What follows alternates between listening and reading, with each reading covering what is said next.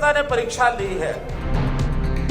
मौसम आज ठीक नहीं है तो दिल्ली अभी माननीय अमित शाह जी की बहुत इच्छा थी कि मैं रैली में आऊं, लेकिन हेलीकॉप्टर से उनको उड़ने के लिए पायलट्स ने मना कर दिया कि उतर नहीं सकते।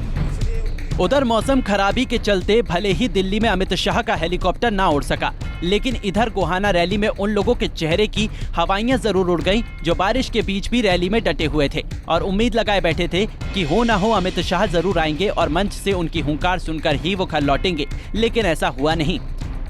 आपको दे रहा हूं, जैसा मौसम आज ठीक नहीं है तो दिल्ली अभी माननीय अमित शाह जी की बहुत इच्छा थी कि मैं रैली में आऊं, लेकिन हेलीकॉप्टर से उनको उड़ने के लिए पायलट्स ने मना कर दिया कि उतर नहीं सकते, तो इसलिए उनकी इच्छा थी कि मैं रैली में आना चाहता हूं, लेकिन सड़क मार्ग से 2 घंटे लगने वाले थे। तो मैंने ही कहा है कि आप जो है थोड़ा संबोधन हमारी जो जनता है माइक से टेलीफोन से ही संबोधन करेंगे, आप आशीर्वाद देंगे। तो मैं माननीय रमेश शाह जी गृह मंत्री भारत सरकार से निवेदन करता हूं कि आपका और मार्गदर्शन टेलीफोन से करेंगे। गोहाना की जन उत्थान रैली को सफल बनाने के लिए जिन नेताओं और कार्यकर्ताओं ने पूरी ताकत झोंक दी थी, उनकी सारी मेहनत पर आज इंद्र देवता ने पानी फेर दिया। सुबह होते ही बूंदाबांदी का सिलसिला शुरू हो गया। कभी बारिश थम जाती तो कभी अचानक ही तेज हो जाती, लेकिन बावजूद इसके जितने भी लोग रैली में पहुंचे वो आखिर तक डटे रहे। हालांकि रैली में केंद्रीय गृह मंत्री अमित शाह के आने को लेकर अटकलों का बाजार पहले से ही गर्म हो चुका था, लेकिन इन अटकलों पर मुहर तब लगी जब खुद सीएम मनोहर लाल खट्टर ने अपने भाषण के दौरान ही अमित शाह के ना पहुंचने की जानकारी दी।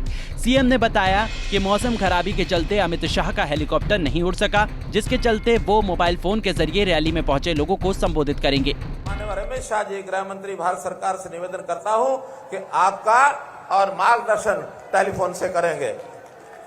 माननीय अमित शाह जी। मोदी सरकार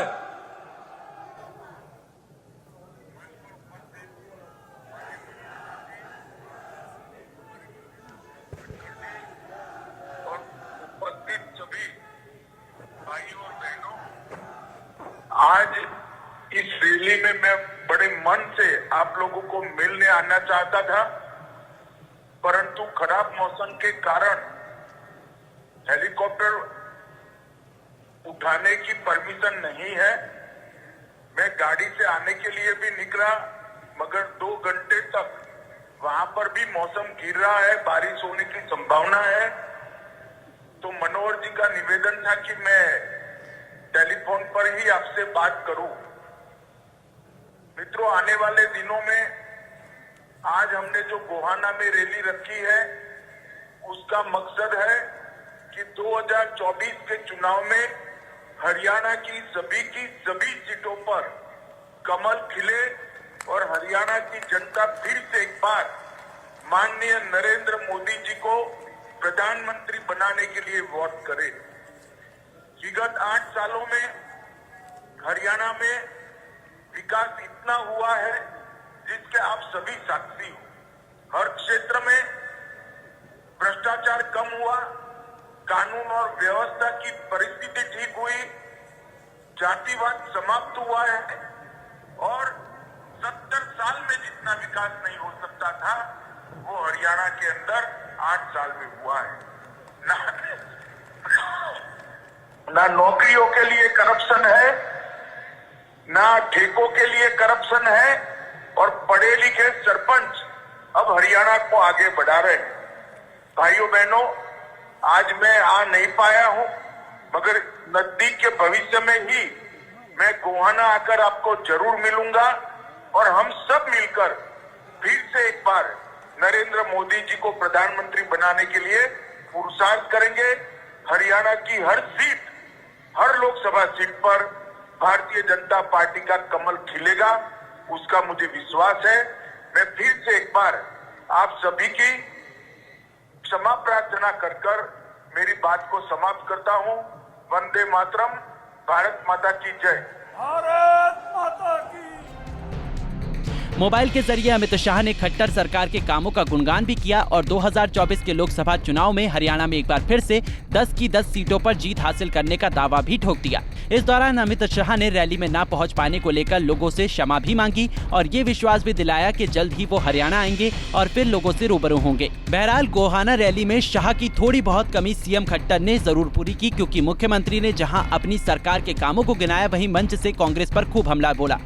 सुशासन को अपना संकल्प बनाया कि हम सुशासन से अच्छा शासन देकर और लोगों की सेवा करेंगे, उस प्रकार का लगातार काम कर रहे हैं।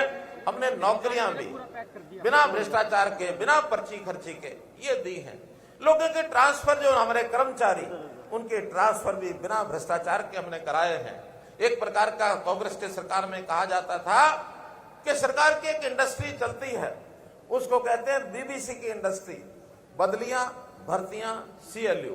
हमने वो सब बंद कर दिया और ऐसे कैसे लोगों को एक स्वच्छ प्रशासन मिले, घर बैठे सरकारी सेवाएं, योजनाएं ये कैसे दी जाएं, इसके अनूठे प्रयोग हमने किए। हमारी सराहना केंद्र में प्रधानमंत्री जी ने तो की है, बाकी सब लोगों ने भी दूसरे प्रदेशों ने भी हमारी सहायता की है। भाइयों बहनों, लोगों के घर बैठे राशन कार्ड बने, लोगों को, बुजुर्गों को घर बैठे उनकी पेंशन मंजूर कराई। हमने मेरी फसल मेरा ब्यौरा के माध्यम से किसान का जो फसल है, 14 फसलें MSP पर खरीदी गई हैं। किसी प्रकार का भी उनको मुआवजे की बात आती है तो घर बैठे मिला है। उनकी फसल के दाम DBT के माध्यम से हजारों करोड़ रुपए उनके खातों में सीधे भेज दिए हैं। कहीं भ्रष्टाचार का बीच में कोई समय नहीं किसी को मिला कि किस प्रकार से भ्रष्टाचार करना है, क्योंकि जो भ्रष्टाचार के करने के आदी थे उनके सबके हमने पंख काट दिए, उनके रस्से काट दिए, उनको बेरोजगार कर दिए, बेरोजगार कर दिया हमने उनको। और जो हमारे कांग्रेस के मित्र बार बार कहते हैं बेरोजगारी बढ़ गई, मैं समझता हूं जो भ्रष्टाचार के और जो इस प्रकार के कैंसर के रोगी भ्रष्टाचार करते थे और इन लोगों के आगे पीछे घूमते थे, वही कहते हैं हम बेकार हो गए, हम बेरोजगार हो गए। अगर उनके भ्रष्टाचारी लोग अगर बेरोजगार होते हैं, इसके कारण से उनको बेरोजगारी का बढ़ा हुआ आंकड़ा मिलता है, तो निश्चित रूप से उस प्रभाव के अंतर्गत वो कहेंगे कि बेरोजगारी ज्यादा हो गई। हम गरीब लोगों को रोजगार देने के लिए उद्योग लगाए, लघु उद्योग भरपूर मात्रा में, लगभग 8.5 लाख लोगों को प्राइवेट रोजगार मिला है। बता दें कि गोहाना की रैली में मुख्यमंत्री खट्टर, भाजपा प्रदेश अध्यक्ष OP धनखड़, पार्टी के कई सांसद, सरकार के मंत्री व अन्य पदाधिकारी शामिल हुए।